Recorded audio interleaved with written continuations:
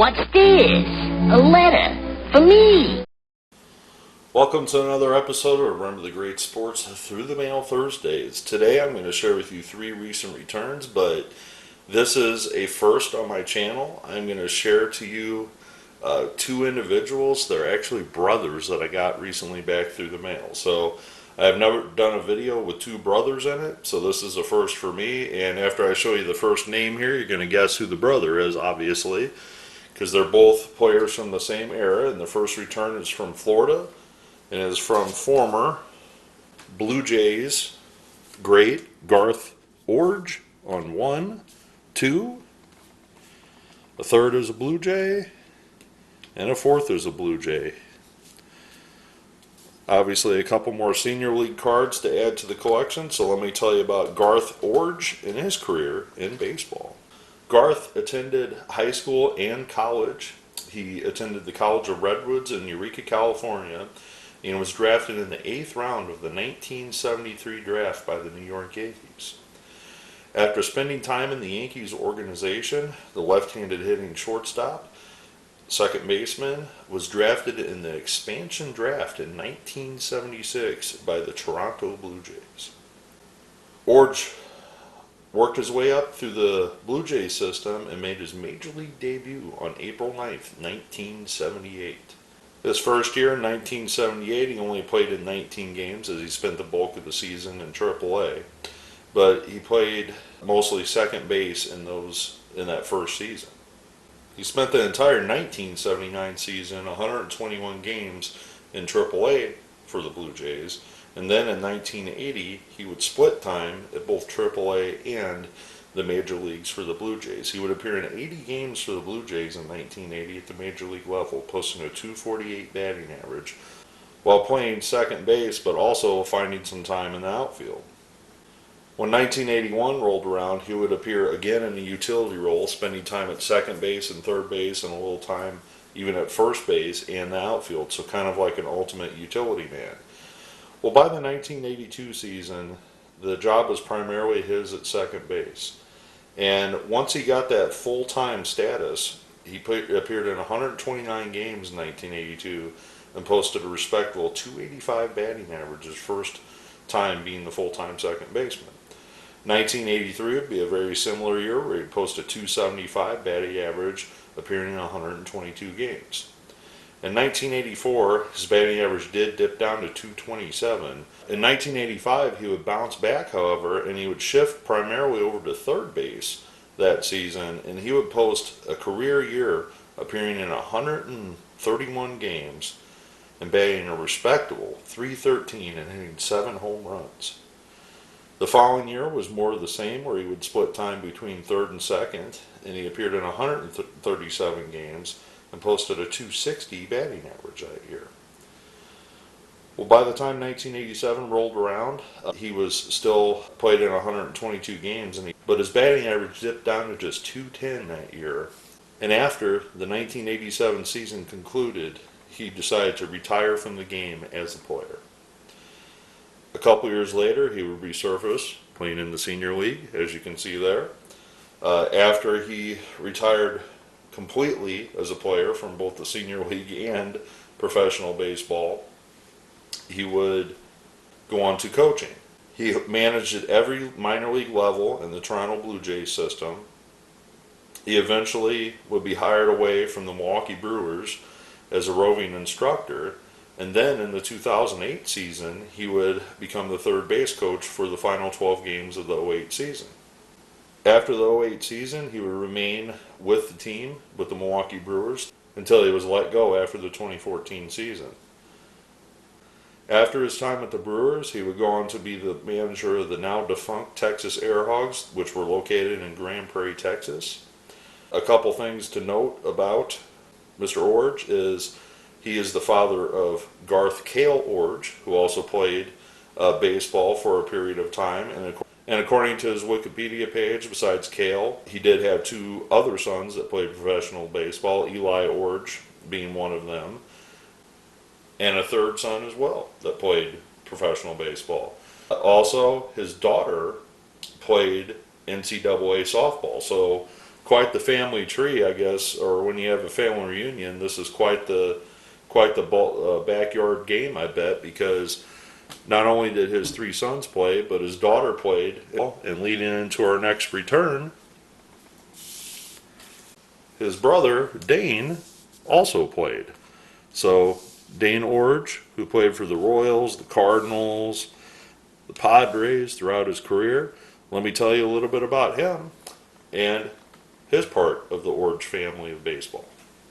Dane Iorg also was born in California, graduated from the same high school as his brother, Garth, and he began his professional career playing for the Philadelphia Phillies. After signing with the Phillies, he worked his way up through their minor league system from 1971 all the way to 1977 until he finally made his major league debut on April 9th, 1977 with the Philadelphia Phillies. His time with the Phillies did not last long. After appearing in just 12 games, he was traded to the St. Louis Cardinals for former Rookie of the Year Bake McBride. So Dane was part of the trade that bought Bake McBride to Philadelphia. Well, after the Cardinals acquired him, he finished out the year appearing in 30 games for the Cardinals at the major league level, but also spent some time in their minor league AAA affiliate as well. Well, when 1978 rolled around, he primarily spent the entire season in AAA for the Cardinals, appearing in 89 games for them, where he posted a .371 batting average, hitting 24 home runs in 1978 for the Cardinals AAA affiliate. Well, obviously, with those type of numbers, he got called up to the majors, and he did pretty respectable, posting a .271 batting average, but he did not connect for the long ball like he did in AAA for the Cardinals. Well, the following year, in 1979, he made the big club with the Cardinals, but he was primarily used as a pinch hitter slash first baseman slash outfielder, left-handed bat off the bench, so kind of a platoon type player. And he appeared in 79 games in 1979 for the Cardinals, and again posted a very respectable .291 batting average. The following year, in 1980, the Cardinals made almost a full-time role for him, where he appeared in 105 games and responded batting .303 that year for the Cardinals. Well, in 1981, he only appeared in 75 games, again relegated to kind of pinch hitting platoon-type roles, but during that time, he batted .327. Well, in 1982, he became a big fixture, a very important part of the Cardinals' charge to the '82 World Championship. He posted a .294 batting average, but those home runs still weren't there, and he did not have any home runs the entire 1982 season. Well, in 1983, again, he was delegated to kind of a pinch hitter, left-handed bat off the bench type of role. He appeared in 58 games for the Cardinals in '83. But by 1984, he made the club with the Cardinals, and the Cardinals decided to ship him off after some time starting the season to the Kansas City Royals. Well, this would come to be a very fateful decision for the St. Louis Cardinals, because in 1985, again, a role that he really achieved at 35 years old, Dane Iorg was on the bench for the Kansas City Royals, filling in as that pinch hitter, that clutch hitter, late inning guy that comes in and gets the hit. The Cardinals were almost there in 1985, and they were almost going to win that World Series, and here comes their former teammate, St. Louis Cardinal, Dane Iorg, to the plate. Dane came to the plate, and in that World Series game had a walk-off hit to continue the World Series, which would eventually bring the Royals to their championship glory in 1985. If it wasn't for Dane Iorg, the Kansas City Royals may not have won that World Series. Now, I know a lot of people may say, well, that umpire might have a little bit to do with that as well. I'm not disagreeing with that. But Dane was the guy that connected the ball that made the World Series continue to go on. So, despite his heroics in 1985, being basically the person that helped win the World Series, the Royals decided not to re-sign him. Well, Dane moved back to home California in San Diego, and he spent the entire season off the bench primarily for San Diego, appearing in 90 games at the age of 36 years old. Well, after the 1986 season, the Padres decided to grant him free agency, and that was the end of Dane Iorg's career in Major League Baseball. When it was all said and done, Dane Iorg had played 10 years in the major leagues and had won 2 World Series championship titles during his career in a 3-year span. So not a bad career, I must say, for Dane Iorg. So we're going to move on to the last one, but we'll come back to these guys in a second. The Iorg family.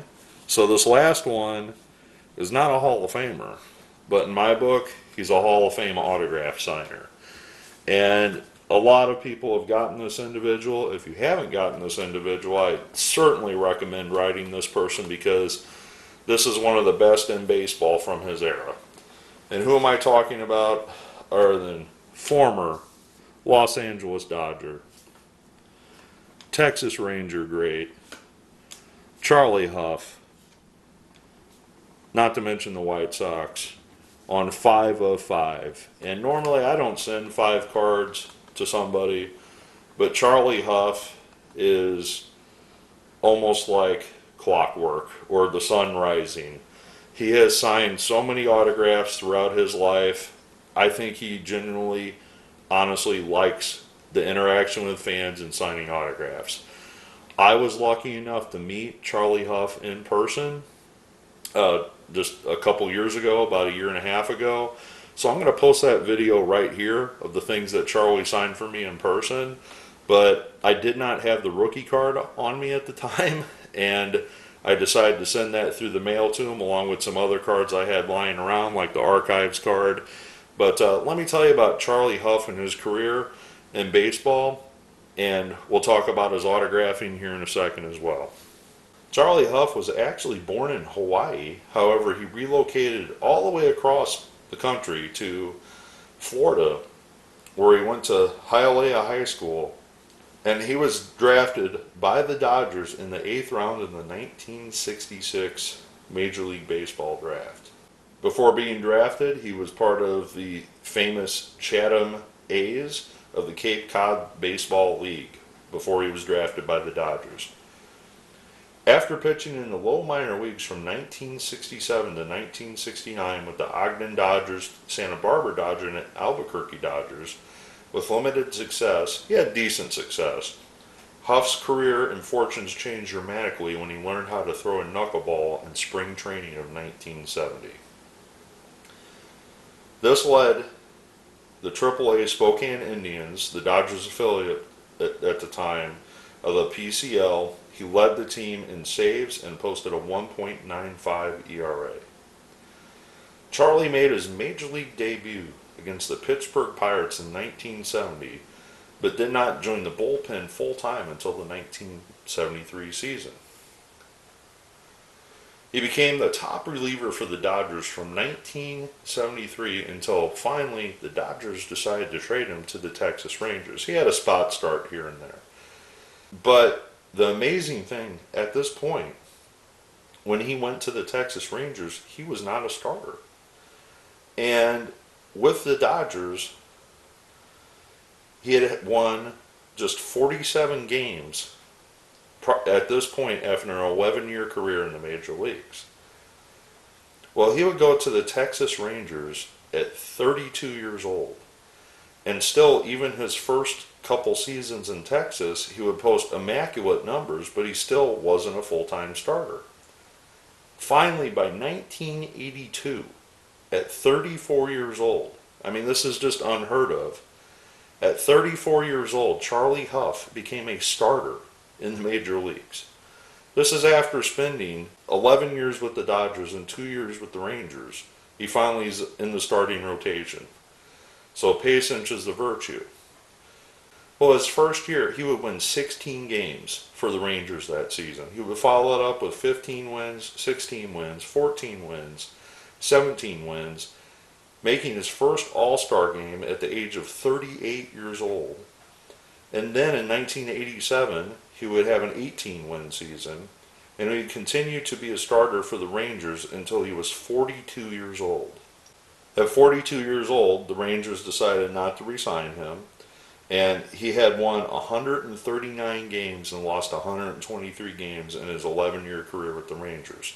So now if you're doing the math, that's 22 years in the majors at this point, okay? Still having gas in the tank, the 43-year-old Charlie Hough signed with the Chicago White Sox, and he started 31 games at the age of 43 for them. The following year, he would win 7 games, starting 27 for the White Sox. And finally, in 1993, Hough still had another team to play for, and he was on the first-year Florida Marlins. Well, Charlie Hough not only was the opening day starter for the Florida Marlins' first game, but he also got the first win in Florida Marlins history, or the Miami Marlins now. A 45-year-old pitcher got the first win in Marlins history. He would go on to win 9 games that season for the Marlins, and in 1994 he would return for his 25th season in Major League Baseball, winning 5 games in his final season, starting 21. So, in total, the knuckleball specialist, Charlie Hough, spent 25 years in the majors. He had approximately 216 wins, but on the other side of that coin, he had approximately 216 losses. So he is an exact 500 pitcher for his career. So that's kind of an amazing stat, and I'm guessing that he probably did that on purpose, to say, okay, it's time to retire. My record is perfect at 500. If I get another loss, I'm not a 500 pitcher anymore. So it's just amazing how many games that Charlie Hough pitched in. And over his career, spanning, decades, would be the best way to put it, he pitched in 858 total games, starting almost half of those at 440. So I'm going to touch on his numbers really quick here, then we'll move on. But to put this in perspective, this guy was not a starting pitcher until he was 34 years old, and he still wound up with 216 wins in his career. That is just amazing to think that. Not too many guys come out of the bullpen and then go on to win 180 games at the age of 34. And it's just amazing. His ERA, his lifetime ERA is still under 4. It's 3.75. But that knuckleball really redefined this individual's career. So after his playing career, he passed on his knowledge, and he actually became a pitching instructor for a couple minor league organizations. He spent some time out on the West Coast in some independent leagues, but most recently he's been working for the Los Angeles Dodgers, and this is actually where I got to meet him as a roving instructor a year or so ago. Last year in 2022, Charlie Hough was still working for the Los Angeles Dodgers as a kind of fill-in-the-blank pitching coach, and I happened to be at a road game for the Tulsa Drillers, and lo and behold, Charlie Hough was there. And I was not expecting to see the Tulsa Drillers on the road and Charlie Hough show up. So it was quite pleasurable to have a chance to meet Mr. Hough, one of my favorite players growing up. I want to touch really quick on Mr. Hough and his signing habits. Being that he played from 1970 to 1994, he has a million cards out there. He is in almost every set, starting with this 72 rookie star set, all the way till 1994. So that's a lot of baseball cards that Charlie Hough has. So I want to thank you for taking the time to watch this episode. I want to thank Mr. Hough for signing all these autographs for me. I also want to thank the Iorg brothers for signing for me. I grabbed a couple more senior league cards for my collection as well.